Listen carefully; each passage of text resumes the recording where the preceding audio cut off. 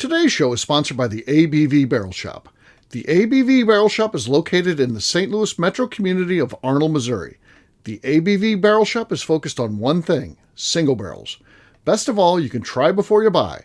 Head over to abvbarrelshop.com to sign up for their email and text distribution so you know what they have in stock, what classes are coming up, and who from the industry may be coming in to visit. The ABV Barrel Shop. It's where single barrels live. We're also sponsored by the Bar to Go. The Bar to Go offers traveling minibars that are no bigger than a small purse or toiletry bag. Best of all, they are fully customizable so you can create the perfect piece that is unique for you. If you own your own business, what a fun and unique way to promote what you do. Check them out online at thebartogo.com. That is the number 2 in the Bar to Go.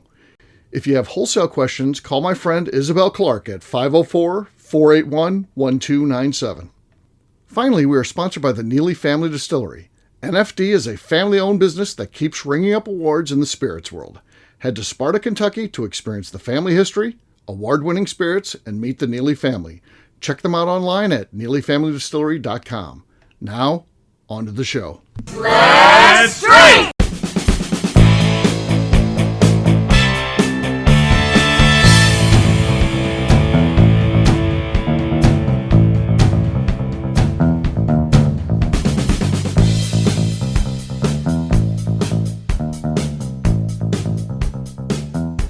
Welcome to the Bourbon Daily, the podcast about everything bourbon delivered to you every day of the week. Today on the show, we talk about a recommendation tasting table did for bourbon drinkers who enjoy coffee. My name is Miss Beka Sue. Please join me in welcoming my co-host, Steve Akeley, as well as our special guests, Ryan the Billionaire Thompson, Jeff Andreezy, and Darren McElroy. Hey, gang, what's up? Howdy. Hey, all. Hey, y'all. Did you see Dean? Soon as she said, welcome to the Bourbon Daily, he's just like, fuck it, here we go again. And he just turned around and left. He said, fuck this, and he took off. Well, and he's trying to eat my crackers, and I wasn't giving him my crackers. Yeah, well, he's pissed. Yeah, he left in a huff. So, yeah, we're here now. So we're going to talk about this. They say this is the end-all, be-all. This is the one that bourbon drinkers need to drink. So we will talk about that after the break. For right now, though, Jeff said there's something he wanted to talk about. What is that, sir? Yeah, so earlier today I was at a family event, and it had me thinking about when I was a younger kid. My mom had 7 brothers and sisters. My dad had 5 brothers and sisters, so we had lots of cousins. Did you grow up around your families, your extended families, or were you distant? Okay. There's almost a chapter 1 and chapter 2 here, and it doesn't get too deep into my life, but probably the first 7 years close to family on both sides. And then something happens on my dad's side of the family and splinter off, and we don't really hang out with them very much. And then by 10, something happens on my mom's side of the family, and then we don't hang out with them either. So early on, yes, it was like, every type of party, they would, be there, and holidays, Thanksgivings and Christmases and all that kind of stuff. But eventually that would fracture out to stuff that was above me. I have no idea really what happened because I was just young at the time. But so... yes and no, both to that answer to that. Put Steve down for a maybe. All right. Kind of. Most of my extended family did not live particularly close. Like one of my cousins moved to North Carolina when I was like 4, and then another one of my cousins moved to Colorado when I was like 6. So. Because Darren's the baby of the family. Because my cousins are so much older, they all started moving away. Yeah. But anytime that they were in town, we hung out for a couple days every single time. So when family was still a priority to them, even with the distance, is what you're saying. To summarize for Darren, yes. While they weren't close in proximity, they were close in heart. And when they would be together, they would make the most of that time. There you go. But I was also always pissed off because no one was my age, and so like we'd be like, we're gonna go hang out with the cousins, and my sister would tell me all these stories that they used to do together. It'd be like fun and crazy. They used to like sneak out of my grandparents' house and like go to downtown Kirkwood, which was like a mile away, and then sneak back in while everyone else was having like a family reunion. And I was like, okay, I'm gonna do that, and I tried to do it by myself. I'm like, this is boring, and so I never quite have all the fun that with like cousins. But Darren has two sisters, both older. How much older? Just to rehash for the audience. 10 years older is my closest sister. 14 Okay. years older is my older sister. Okay, so big difference there. One sister comes into the shop all the time. Matter of fact, she's even volunteered at some events. The other sister may have been in the shop, but never when I was there. I'd never seen the sister. She was in there once before when you saw her the other day. But I was not there. But I was not there, so I've never seen her before. And then we had a recent bourbon artisan event where we had artists there, and both of Darren's sisters were there, and I fucking freaked out because I know that they're like 4 years apart, but they looked exactly alike, almost kind of dressed alike, at least on that particular day. And when they were walking, the other sister, I guess the younger sister, was about 4 steps behind, but they were walking in exact sync. Their paces were the same. It was like it was a dance routine or something like that, and I freaked the fuck out. I was like, Anna too? They have the same job. They're both teachers. They're really just clones. Yeah. It's the rare case of twins being born 4 years apart. So, do they have red flowing hair as well? Is the main question. No, they don't. No, they don't. But my nephew has red hair. Oh, one of my nephews actually has and his real red hair, redder than mine. Mailman. So, all right, Ryan, how about you, man? We were a distant family, I think is the proper way to answer it. Growing up in Houston, I think our nearest cousins were up in the Oklahoma area. We had some out in New Mexico. So maybe once a year we get together as a family and hang out for choose. When you live in Texas, do you hate the Oklahoma relatives? Yeah, not necessarily. We got along pretty good. We're all. Were they wearing their OU gear and stuff? And then does that get to you? There's some of that. Yeah, there's some of that for sure, right? Yeah. But I had a set of grandparents that lived close by, so we would certainly spend quite a bit of time with him. So okay, all right. Yeah. Ryan's life's always fascinating. So yeah. Only to some, Akeley. Only to some. To me, it definitely is. I'm going to write a book about Ryan one day. So coming soon. Beka, how about you? Family close?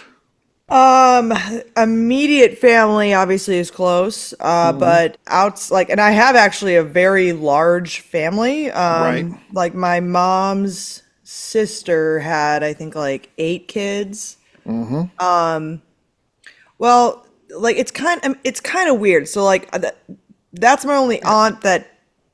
And you're talking distance too, because some of your family's in New York, and then your parents actually moved out to North Dakota, right? Yeah. So they were kind of on an island versus where everybody else is in the Northeast. Exactly. So like everyone kind of lived pretty far away from us, anyways.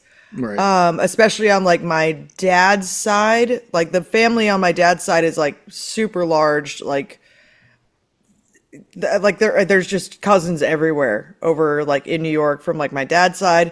And then from my mom's side, I don't know how many siblings. I don't think my grandpa had that many siblings, but like his family was pretty big, and like the family's all like very large, and like there's some divorces in there, which makes things like kind of weird.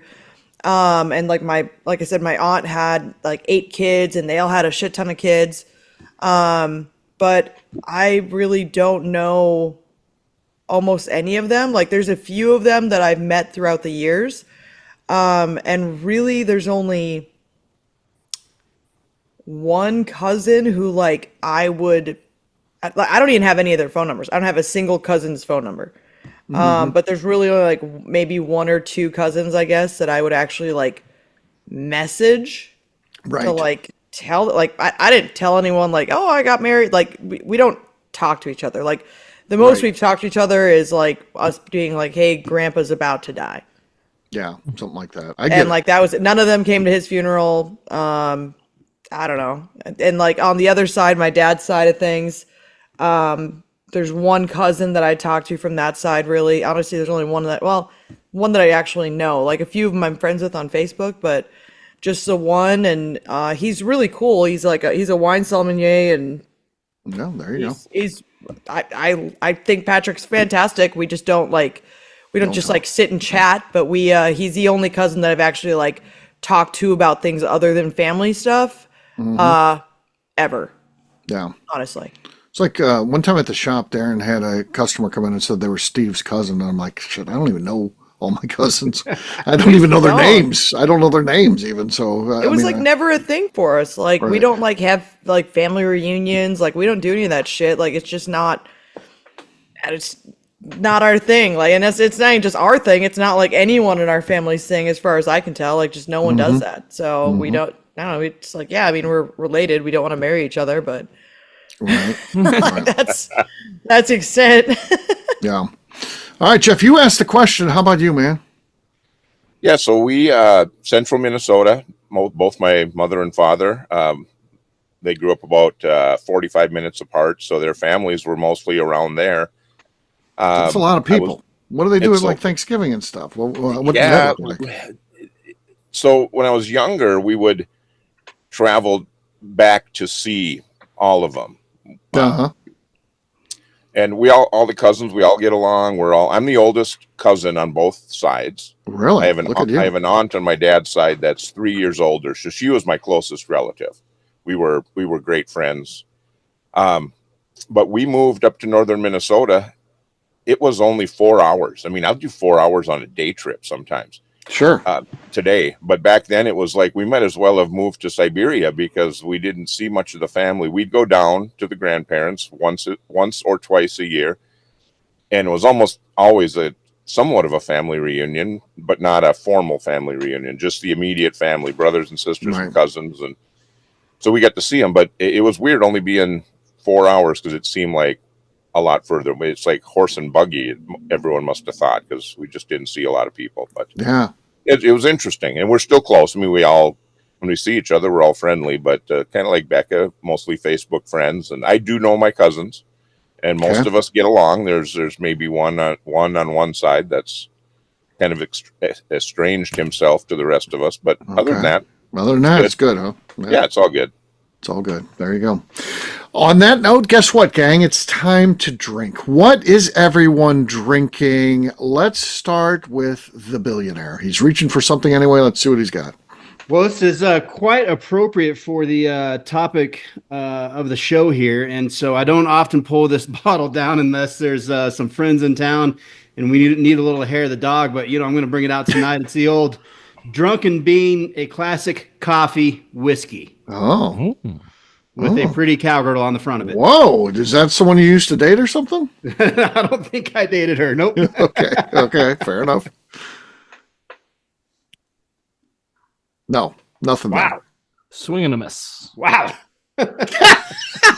So on your end, you felt like that was a good cork pop. Well, I wouldn't say that was good necessarily. There are some I do think are good that you guys absolutely dog on, and I don't know what the hell's going on, but that was definitely not a good one. Uh-huh. Cork literally just fell out of it. I'm sure it was explosive. Keep your eye on your own paper. Yeah. All right. Bourbon orangutan. What do you got? I got some Boxing Bear Cow Camp, which, if you hurry, this might be available at the ABV Barrel Shop right now. Okay. Quiet, but it was audible. So there you go. There's no dark arts at the ABV Barrel Shop, by the way. Those are all gone? That's the bottle everyone was seeking out in the baskets today. So I'm that's all shocked. gone. You can just forget about that now, and then we can go on with our lives and see what's next is the hot thing they want. So, yeah. All right. Next up is Jeff. Right. I'm not expecting much here. I have a well-loved bottle of 10th Mountain, Hey, but it's been well-loved. Okay. That's our leader right now. That's our leader. Basie, we'll see. Becca's next. I've got some new riff backsetter, the peated backset. Is that mine? Yours is none of them are yours. Yes, but the I have one that you think is yours is Yes. not the backsetter. If I pull out any fucking new riff, you're like, is that my new riff? No, Yeah. I don't have any of your. Because I fucking new bought riff. it, and then the Kaplan said they'd pick it up for me because they're close. So I thought, oh, that's cool. And then they delivered it down to Neely's, and then I go to Neely's, Once and they're like, oh, it got mixed up again- with our stuff. It's in storage for the moment. We'll Once get it to again- you as soon as the storage is over. Then The I got, bottle that you think we have of yours, we got at a wedding. And I drank it at the wedding. Okay? And know what? Next time I'm at your fucking house, I'm going to go through all your little bottles you got sitting there. And I'm sure I'm going to find this bottle that doesn't exist. I have no fucking doubt. Yeah. Oh, yeah. It was hurtful. It was hurtful. Hurtful. Yeah. Yeah. I'll show you hurtful. Sensitive subject. Oh, yeah. Yeah. She stole it. I just keep getting accused. Right. Right. Well, that's what happened. No proof. Just accusations over and over and over again. We can just talk to the Kaplans. They will say they It's delivered exhausting. Yeah. It's I just all these. It just it's not great being accused of things all the time. Yeah.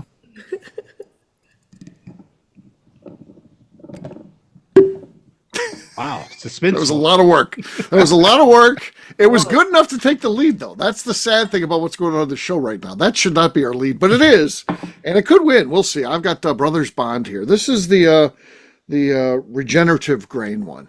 So I'm not sure what that means, but yeah, it sounds provocative. Cool. Don't all of them regenerate? That's what a grain is, right? That's what I was thinking. By definition, they all should. But I don't know. I don't know. Who might argue? So here we go. Wow.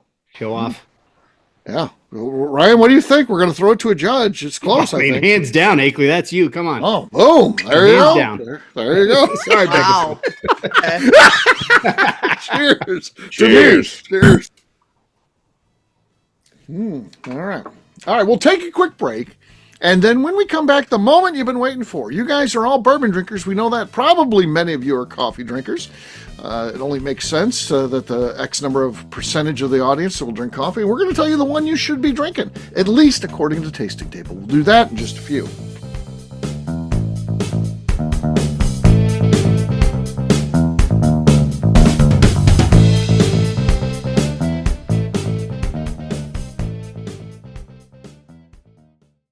Okay, let's talk about the people that make these shows happen. First up is the Stave and Thief Society.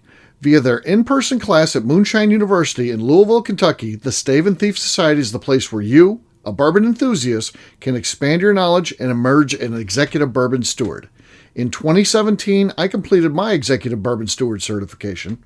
It's the most comprehensive bourbon certification available and connects you with an expansive network of bourbon enthusiasts and professionals. Check out the full listing of in-person and online certifications and join the society today by enrolling at staveandthief.com. Speaking of executive bourbon steward certification, the ABV Barrel Shop in St. Louis, Missouri has developed a unique partnership with the Stave and Thief Society to offer a preparatory class to assist you in getting your executive bourbon steward certification. This prep class costs only $25 and is available to take live or online via Zoom. Graduates of our class receive a coupon code good for 15% off your executive bourbon steward certification held in Louisville, Kentucky. This saves you almost $90. Additionally, you can collaborate with fellow attendees to split travel costs when you go to Louisville. If you're interested in signing up for the class, simply head over to abvbarrelshop.com and check out the classes and events page. Last but not least, we are sponsored by Neely Family Distillery. Royce Neely is the 11th generation distiller in one of America's oldest distilling families. A visit to Neely Family Distillery takes you through family history, where you can see all the artifacts and newspaper clippings through the years from this family that started distilling in America after James Neely arrived from Northern Ireland in 1740. Today, Royce Neely and his team are crafting some of the best spirits in America. Their bourbon and absinthe offerings keep winning top honors in spirits competitions. Recently, their absinthe made history as the first platinum winner in the absinthe category at the San Francisco Spirits Competition. Neely Family Distillery is definitely a bucket list destination if you are a bourbon fan. Learn more about their spirit offerings, visiting their facility, and the awards they have collected over at NeelyFamilyDistillery.com. And now, back to the show.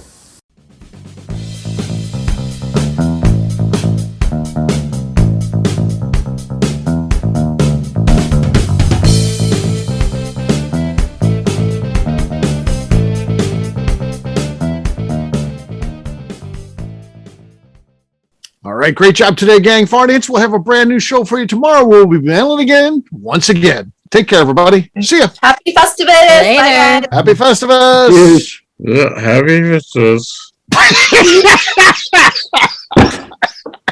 Welcome back to the Bourbon Daily. Today we're finding out from experts, or one expert, who has the best bourbon for coffee drinkers. Our best, yes. Yes, the best coffee for bourbon drinkers, actually. Whatever. Kind of reverse of Fucking, that. it's a lie anyways. So the article says, wait for it. So here we go. This is what they say you should be drinking when it comes to your coffee. Rising Cock. Rising Cock is what you should have. They got the name right for the Your coffee morning- company, at least. I'm going to say that. Your morning should be filled with Rising Cock. Wow. I could just see like the commercials like the in a hell? magazine. It's like every morning starts with a good rising cock and it's a hot cup of coffee. I mean, it sounds like a novelty brand, for God's sake. does. So I click on this article. I'm like, this is good. I drink coffee. I like bourbon. What's the one? And it says, feels like, is this a joke? Is it just sponsored? What the hell's going on here? Am I reading an advertisement, or are they making fun of me? Or is it a legit thing? It just happens to have a horrible name and it's actually a really great coffee. I don't know what's going on here. What do you think, reckon? Ryan? I'm buying this for half my friends at Christmas this year. Now. Rising got me. Cock. They got I me. really hope that Chicken Cock sells this in their gift They shop. should. Right? Yeah. Ryan's going to give this to his staff this year. So that'll be good. Hey, careful. You might get you might have HR call you up. This That's coffee. exactly right. Yeah.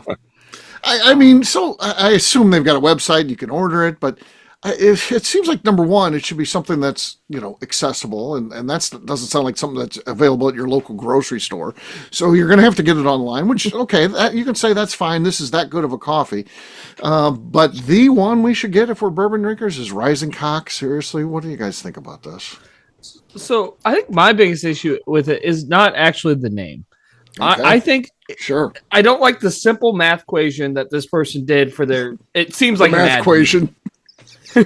They go, if I like bourbon and you like bourbon, that means we like the same bourbon. And if Okay. I like coffee and you like coffee, that means we like the same coffee. Everyone's taste bud's different.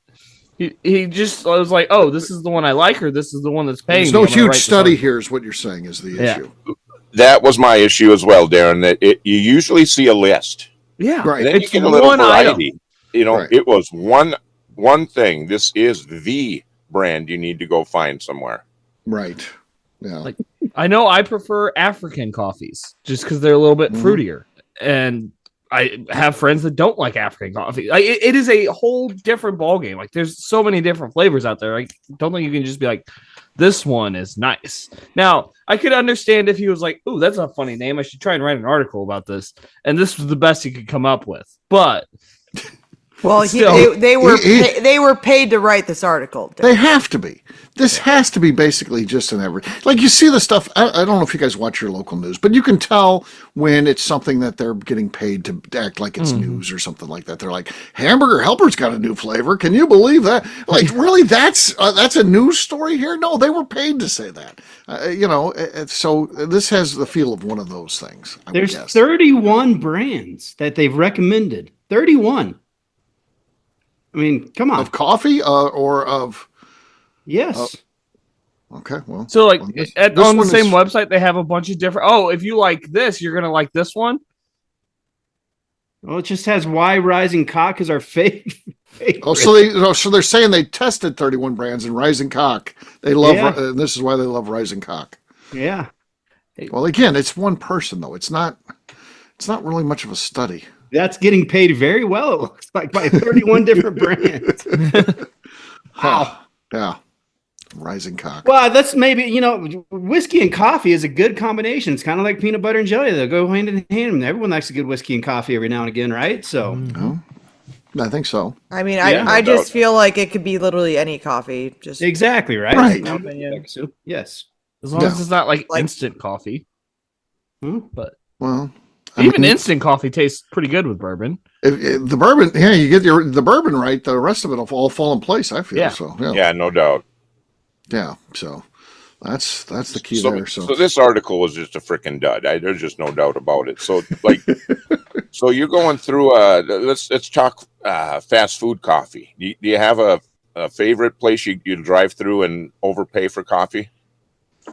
I go ahead. like if I do it, it's because I'm out of coffee at home, and I like McDonald's coffee. I think that would be my go-to really. McDonald's coffee, huh? No. because it's at least hot. Yeah, well, no Oh, doubt about I didn't that. realize that you can't get hot coffee anywhere else. I tried several other places. And it was all cold? It was cold. It was mean, cold.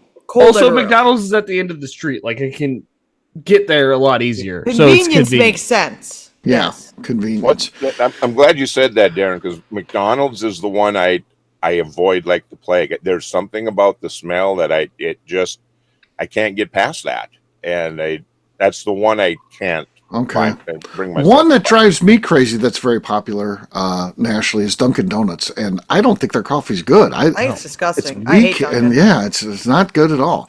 To me, I would count fast food Starbucks, and I say I like my at-home coffees, but I don't know. At least Starbucks has some varieties. You can get different things like an African coffee, like Darren said, or whatever. You've got choices there. It's overpriced, yes, but that's why I like to drink coffee at home. So It's consistent, at least. Yeah.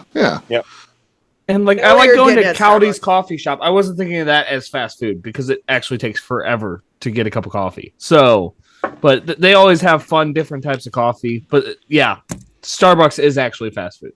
Yeah, I mean, so and they got they're mostly going to drive-thrus now too. So yeah. Next time you go into one of those, Darren, have them put Bourbon Orangutan as your name on them. Okay. And then post it online. We'll see. See how close they can spell orangutan. I'm might sure that's just- a word that they'll mess up. I will They might say just put VO and there's nothing worse than getting just a shitty cup of coffee. Right. Like, it's just shitty coffee. Yeah. We've got a new diner in town, and it's a diner in Warsaw, Kentucky. Right. And we enjoy it. We're patrons enough where they recognize us when we come in. We're regulars, as they say. I've been there once. Did you get to go down there? Yeah. The West Side Diner? I did, yes. So okay. Royce and I, and then we met. Yeah. Even JR was there, and Henry. That's right, you went down there. Yeah. What's the name of it again? The West Side Diner. Oh, for crying out loud! Well, I've had the West Side Cafe in Vail for 23 damn years. They got to take my name. I'm sorry. That's why they did it. That's why they did it. Come on. Sorry. Those they two just circles have. of the people that eat there are the same. Right. I always get the coffee there, and like do you want a to-go cup? And I don't know why I say yes, because like I drink it like when I'm inside the diner, it tastes different than the second I get outside. Right. And I'm like, God, this is just not good. Yeah. Diners. That has to be humbling for a billionaire they haven't learned your name. That's what I'm, Jeff. I'm going to have my people call their people and see. Yeah, there'll be a letter So fired humbling. off this afternoon. Yes. Yeah. Good luck. So there you go. But when a diner gets the coffee right, though, that's some of the best coffee I have. Oh, It's yeah. very different. It's very different than a Starbucks experience, but it's also fantastic. I don't know what it is about a good diner coffee that's just awesome, but yeah, something special about that. We had an awesome diner in Columbia that just had great coffee and breakfast. It was awesome. Yeah, there you go. On that note, we're going to wrap this one up. I think that article, like Jeff said, is a dud. And try to do better at Tasting Table. Help us out here. I clicked on it. I wanted some good content, and that's what I got then. Tell me to go out and buy some Rising Cock. So, yeah. I mean, come on. I mean, my mom comes over. What do we have? Mom, you want some Rising Cock coffee? Ooh, no. Way to get the day started. Yeah. All right, we'll wrap this one up as we always do by talking about where people can find us. Darren, we'll start with you. Where can people find you? You can find me on Instagram at The Bourbon Adventures. Jeff. You can find me on Instagram, Facebook, and the Cigar Dojo, Jeff Andreezy, 2 I's and 2 Z's. Ryan. You can find me buying a couple bags of Rising Cock to give to my friends for Christmas. And across all socials at 10th MTN Whiskey, and our website's 10thwhiskey.com. It's 10th, whiskey with an E. Miss Beka Sue. You can find me on Twitter and on Instagram at Miss Beka Sue, 1K, no C's. All right, for me, I'm an easy guy to find at Steve Akeley, Twitter, Instagram, or Facebook. I've got a website, steveakeley.com. We've also got a company website. That thing's abvnetwork.com. Check it out. Everything that we do is out there. Previous shows, blogs, so much more, abvnetwork.com. Come by and see me, the ABV Barrel Shop, the place where you can try before you buy. We are online, abvbarrelshop.com. Miss Beka Sue, anything else to say before we get out of here? I'd just like to remind the audience to please give us a 5-star review that includes comments. It helps new people find the show, which is very important to us. If you like what we're doing, please visit our Patreon page at patreon.com/the ABV Network. Great job today, gang. For audience, we'll have a brand new show for you tomorrow. Looking forward to that. Until then, take care, everybody. See ya. Bye. You guys. Bye-bye. Bye. Peace.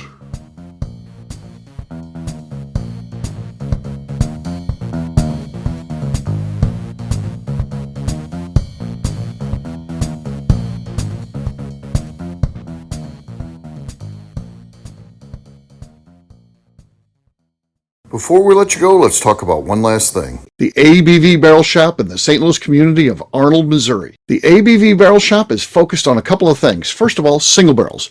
We are the place where single barrels live. We go to distilleries, taste through the whiskey, select the best barrel, and have it shipped to our store where we present it to you, our customers, by allowing you to try before you buy. We're also known for the classes that we have in our education center in the store, as well as the events we have with industry professionals from the bourbon business. If you are in the St. Louis area, please come by and visit us at 6 Fox Valley Center in Arnold, Missouri. Or at a minimum, at least sign up for our email and text distribution so you know exactly what's going on in our shop over at abvbarrelshop.com. This is Steve Akeley, owner of the ABV Network, signing off. We thank you for listening to our programming and truly appreciate your support. The Bourbon Daily is part of the ABV Network. For more information or to become a sponsor, please visit abvnetwork.com. Thanks for listening and cheers. This has been a Steve Akeley production.